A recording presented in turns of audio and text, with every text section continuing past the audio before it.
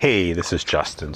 I've been thinking a lot about innovation and changing behavior, and the mere fact of changing behaviors, doing things that are against the grain and against the norm, and requires thinking that might be abnormal to other people. But there is something that there's like a sense of wanting to fit in and being like a contributing social human being, right? And to have relationships with people based on what we're working on, and or just based on some of the norms. And people like to be different and experience things differently, but everybody's got their range of like what too far outside of the box is for them. And when you get to, you get outside of the box in a direction that doesn't necessarily make sense, it becomes disruptive to them. Now, when we start to impart that on ourselves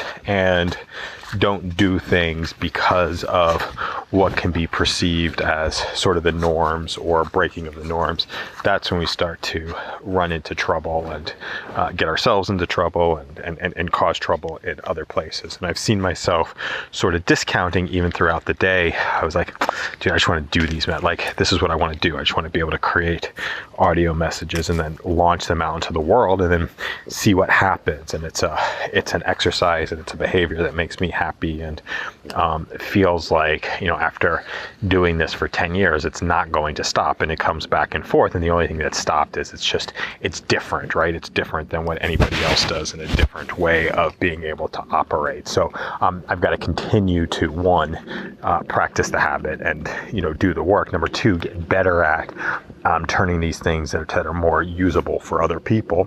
And then number three, really, as the emotions start coming up and we start to discount some of the things that we're working on, it gets, that's where we got to, what's the word? That's where we got to continue to proceed. So we're probably on the right track if things are starting. One, it's on the right track if it's starting to feel natural.